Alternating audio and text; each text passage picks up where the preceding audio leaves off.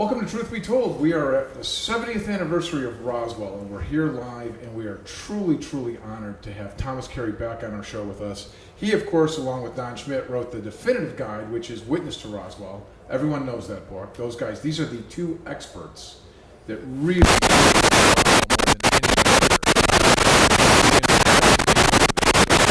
So that's saying welcome back to the show. Tony's giving you a hard time here, giving you the business. Right. Why don't you tell us what's the latest? You're working on two new books, I hear. Yes. Don has a book coming out. It's already out. I believe, and if I get this title right, that Cover Up Well, at it's just Don's book, so. Yeah. Cover Up at Roswell, something, something, something. That's a good title. Yes, it's out now. And we have a book that we did together. It's at the printers in China called Roswell, the Chronological Pictorial. And I more or less had put that together, and I had a real joy putting that together because it combines text with a lot of photos that have never been seen before. What kind of stuff? Like evidence? Evidence. I have a historical anthropology background, so I like to see things where they happened and what they look like today. I just enjoy doing that. And I tried to do that, plus a lot of people that have photos have never been seen before. So we go through the timeline, the Roswell timeline. We actually start with the Kenneth Arnold sighting from June 24th, which was the modern age of UFOs. And we go forward to the present day. Of course, the bulk of the book is from July 2nd, when the crash occurred, to about July 10th, when the cover-up took place, was in existence. So that book's coming out in about 2 months. It's at the printer right now in China. And it's, it was a economical way to go. Now, you guys were you out at the crash site and everything? Did you actually go out there at Roswell? Obviously, you guys have done that. You have pictures of that stuff? Absolutely. Awesome. We've been, because you're going to go out there. That's our plan. We haven't seen it live. We've been there many. I know you guys have been there many from the times. first book, but I mean, Tony and I are planning on driving out just there read about it. and seeing it ourselves. Now, are you going to be able to show people in this book like different pictures of what it looks like, and does it? You're singing my song. Is there. it? Yes. Does it feel like you're there? Is. That was the whole idea of the That's book. what I want to know. Was to put the reader Yes. in the story like they're actually there. Yes. And I've had I sent a galley proof to a fellow researcher who lives in Florida. He doesn't like his name used, but he's a great researcher. And I said, "What did you think?" He said, "Fantastic. Awesome. This is the best Roswell book ever." Awesome. And that's what he said. So we're looking forward to that. And like I said, I really enjoyed doing it. Because I told Don, because we did this book last year, and I said, I'm tired. I'm tired. I don't want to write another book this year. So next thing I know, I'm doing this chronological pictorial, but I really enjoyed doing it. So I didn't have that effort, that feeling, this drudgery, you know. Right. And most of these don't have pictures in them. That's why it's great it's nice to, I wanted you to say exactly what you did, that I want people to get an idea of what's like. And they're all my pictures. Oh, really? So you own them? Good. Tony was saying coming in that he had no idea that this is what he thought Roswell would look like. Why don't you No, speak I to actually, I've never been here before, so you always get that mental image of what to expect. Have you been down to the base yet? I have not. I'm telling you, you go to that base, I guarantee you, when you go on that base, you feel like you're walking on hallowed ground. I still get that feeling. See, there's something to that. Well, I want to ask you, because back in Los Angeles, I have the network that I own, and we have... I lived in Sacramento for 10 years. Oh, really? Yes. Yeah. My wife's from Sacramento. Love Sacramento. But I was telling some people in the green room, I was like, I'm heading to Roswell for the 70th anniversary, and this one woman was sitting on the couch, and she goes, my best friend growing up I was from New Mexico, and my best friend growing up, her uncle owned a ranch outside of Roswell, and he actually saw the aliens. And I was like, what? Did you get her name? I did. and I will send it Pass to it you. along to me. Because I was going to ask you, do you still get family members that come out of the woodworks? Because it's been 70 years. You think everybody That's right. would We already mostly have to dig them out ourselves. Mm. We have found over the years that when someone comes forward to us, oh, I got to, it turns out to be phony. Right. And that's just the way it has played out. I've been on this case for 26 years. The witnesses that are real true blue are ones that we have found, and the first thing they want to know, how did you find me? How did you, That's interesting. You Yes. gotta dig them up. But when they come out on their own, that's not to say this witness, because I would like to know who that is, and Right. I will follow up on it Right. and let you know what Yeah, happened. like I said, it wasn't her family, but she said her best friend's family, and her uncle owned a ranch outside of Roswell, and he actually said, Especially if it includes the bodies. she said that he saw the two aliens. Anything that includes the bodies, we're on it. Did you see? We're on it. He got excited. So Yes, I will. yeah. I will get that information to you. Is that Yeah. the hardest, rarest part to get people that had seen the bodies or touched the But bodies? they were the fewest. They were Yeah. the fewest. Most saw the wreckage Right. or heard something. But see, wreckage you can explain away as something. Oh, that's our new alloy. Sure. That was used in the Meteor. something naturally occurring or something manufactured. But the bodies, you can't explain those in prosaic terms. And that's what I never understood in the original article. And then they turned it around saying a weather balloon. I never could understand. They kept the bodies from you, see. Yeah. They kept the bodies from you. And they talked about the debris field site, Right. the Brazil. They didn't mention the other two sites, both of which contained the bodies. They just didn't talk about that. They concentrated on the one that was farthest away from Roswell, and it was just strange wreckage. Yeah, most people don't know about that, and they also don't know that, I mean, we're here in Roswell, but it's actually 75 miles away. That's why I was kind of getting to that too. It's like, it's not really Roswell. They say Roswell because that's the big Closest town, but it's 75 miles from here. It's an effort. We're planning an hour and a half. Well, you drive know why out they there. call it the Roswell Incident, not the Corona Incident? Is because the 509th Bomb Group, who was in charge of the recovery, is based 7 miles south of town here. And the first headline that came out was the Roswell Daily Record. So that's why it's the Roswell Incident. And the people up at Corona don't like that. I bet not. They don't. They're like, They "Wait do a not minute." like it. That could be That's right. us. Yes. That could be us. And so the 70th anniversary, we were talking at the Contact in the Desert, how people said that this is a significant point in history because a lot of the family members are gone, and even 99%. Yeah, and so they're hoping someone will. Children and Make it up. grandchildren. Yeah. I can only think of, right now sitting here, 3 people that are primary witnesses, not secondhand, that are still alive. And one of them is here today. That's Frankie Dwyer Rowe. I don't know if you've seen her here. No. She's here today. She's here every festival. The other one is, his name is Arthur Osipchuk. He was one of the crew members in this flight that transported this huge wooden crate which contained bodies from Roswell to Fort Worth on July 9, 1947. He's the last surviving crew member. He's still alive. Wow.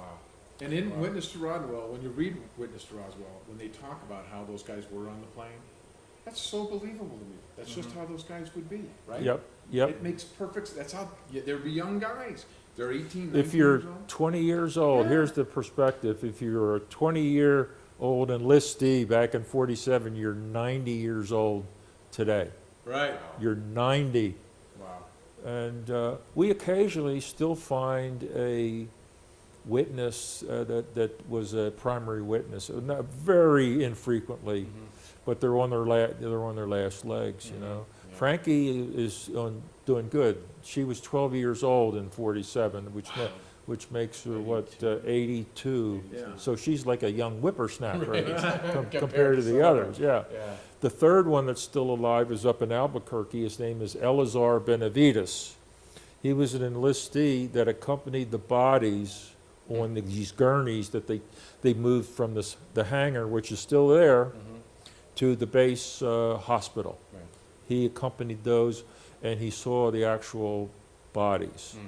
And Eleazar is still alive. He's in our books. He's in all our books, and he was a good witness because he saw the bodies, and he's still alive. And those are the only three that I can think of off the top of my head that are still with us. Let me ask you this: going back to the ones maybe that have passed on now, but you're one of the few people that have had a chance to interview so many of the first-person experiencers. Yes. Who either saw the wreckage or saw the bodies. Can you give us a sense, because we would have loved to have had that opportunity, what was it like when you talked to them? Can you really tell? Does it feel like, oh boy, this guy saw something special? Tell us a little bit what They start crying. Really? They start crying when they're recounting it. This one fellow, we went over, he's gone now, but he lived in Roswell. He was in a wheelchair, and his wife did not want us to interview him. And somehow we got in the door, and he's sitting in the wheelchair, and he had trouble talking because he was near the end. We finally said, "It wasn't a balloon, was it?" And he got all his strength together, and he said, "No." And that we took that as, boy, that was all the strength he had to say that. Now, how credible is that to me? See, like, why would a guy in his position even do this or care? Right. Obviously, it's real. Obviously, he experienced something, or he wouldn't react like that Right. at that age. He clenched his teeth, Yeah. he got himself together, and he said, "No." Ah, So, that's compelling. and there's so many different people. It's like they all got together. The critics would say, "Oh, they all got together back in 1947, and 70 years from now, when Carey and Schmidt are looking at this, we'll really surprise them." Oh, give me a break. Give me a break. This will be a zinger. Well, do you think Roswell would be the significance that it is today if it wasn't for the bodies? That is a good question. I think that's Finally, Tony. I know, finally a good question that's- after 12. That is, you're exactly right. The thing about Roswell is we're talking about not, oh, look at that guy. Oh boy, I saw this light in the sky. Ooh, tell me more. Right, sure. How many of those, that doesn't get anywhere. Time it doesn't. I saw one that came swooped in low, and you see the branch on that tree, it took that branch out. Right. Well, that doesn't get you anywhere because there are natural explanations for those. Roswell, there's no natural explanation. You're talking about a crashed disc. We believe it was a disc. Left wreckage. Even the Air Force admits that, yes, this was the site and there was wreckage there. And that they eliminate everything except this Project Mogul. So they did part of our workforce. It wasn't a V-2 rocket. It wasn't an atom bomb. It wasn't this, and this. It was this balloon thing. Well, we know it wasn't a balloon thing because we have no witness that has described a balloon event to us for that. That's ridiculous. No balloon event. So on top of that, the wreckage thing, you have this bodies thing. You can explain away wreckage as, like I said before, this exotic material that was under development at Wright-Patterson. Oh, it's our newest alloy used in this new F-86 fighter jet, Oh, okay, that sounds good. All right. Well, you can't explain away these little bodies that are 3.5 to 4 feet tall with these large heads, and we have good pictures of them in our... Wait a minute. Drawings? That book would sell pretty quick. But you can't explain those away. And all of the descriptions from the different people that we have gotten, they're all the same. That They're was just all gonna the ask you, same. Is it exactly the They're same? all the same. And they don't know, some are military people, some are civilians. A lot of the ranch workers got out there. Ranchers, when they told you something back then, it was bond. The ranchers, yes. These are not bullshitting kind of guys like Tony. No. These are like real guys. Yes. Now, when you heard firsthand from eyewitness people, is it the typical gray kind of a thing that you saw? Yes. That is sort of what it is. Large head, grayish, pinkish skin, a little slit for a mouth, about an inch wide. Large eyes, not these things you see in the abduction stories, right. you know, that wrap around, you know, got wrap around vision. Yeah, not that, just large eyes, two little holes in where the nose would be, and longish arms for its frail size, maybe about 40 pounds they weigh. Arms that go down, you know, almost to the knees, 4 fingers, and 2 little holes for where the ears would be, but no ear thing, just little holes, and they're all and no hair, and they're all describing the same thing. That's not something you'd forget. If you see that 70 years ago, you remember that. You know how you the remember that like it happened an hour ago. You know how the Air Force describes that? They say, well, all of these people suffer from time compression. Really, the same exact thing in the exact same way. Yes. Yes, that the older you get, and I'm old, time compresses. Well, it doesn't. It doesn't. What you do is you associate a certain time with a certain song, certain things where you live, and you just get the time right. But according to the military, and this affects only Roswell witnesses.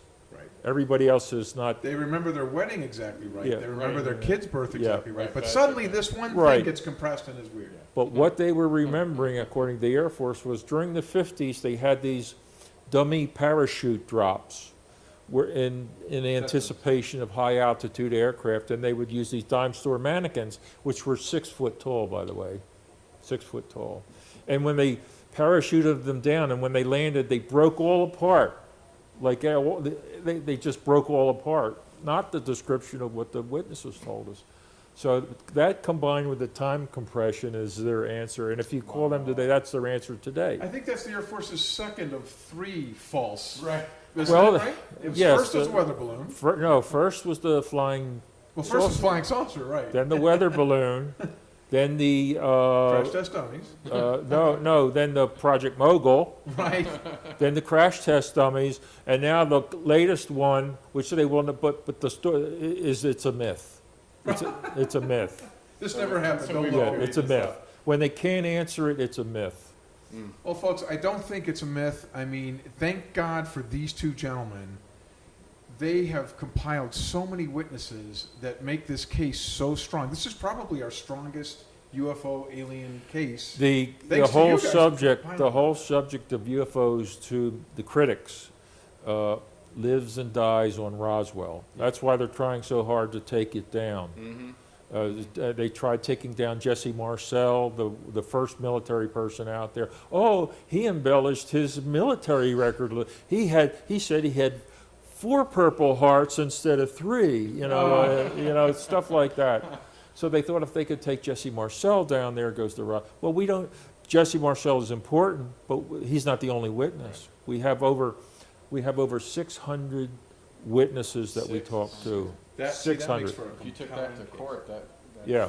pretty We've talked to significant. lawyers that say this is a slam dunk case. Yeah. If we ever take it against the Air Force, Have you ever thought about that? I keep talking to Don about it, and he says he knows a lawyer, but I think that would be a headline right there. we thought of doing a documentary or a mini-series like that, where we have a court, it's based on a court case. It would be a cold case file type thing, but bring in Mac Brazel, bring in Jesse Marcel, bring in some of the 600. And we had that in mind for miniseries, but so far they're not too interested. Hey, So. 600 women said that Cosby did something to him, and that got, so here we go. Right? Oh yeah, bring in Cosby. Right. Um, Listen, we're going to I'm wrap sorry. this up. We are so glad. Thank you so much for Yeah, coming thank you on. so much. It's an honor to talk to you. Thank God, because you guys put this together. 600 people. That you have built this compelling argument for the case of Roswell. I Yes. mean, I've read a lot of this material, and Well, they want what they I don't know how you want. see it another way. What they want. See, they say, "Show me the evidence." Well, testimony in a court of law is evidence if it's Yeah. believable and compelling. Testimony is evidence that has people to the, I was going to say electric chair, but the gas chamber or something like that. Right. But they're talking about they want to see a tail light Pull the ship up. Yeah. or a They got it. driving the steering wheel, something like that. Stanton Freeman says they say, "Show me the evidence," and then they show him. We have 600 of these. Well, I don't mean that. I don't mean that. Yeah. Throw Well, them wait a all, minute. throw them all away. That's right. You can't just disregard 600 people. And also the last thing I'll say is these deathbed confessions. Yes. People, a deathbed confession, and I was talking to Jesse Marcel Jr. over here, the third, earlier, and he was saying how he's talked about the deathbed confessions and how people, not even the ones that wrote it down, but said to their grandchildren, this was real. Why would a grandfather do that? They wouldn't. They wouldn't. They That is wouldn't. compelling evidence to me that somebody at the end of their life wants to share with their grandchild that this happened to them.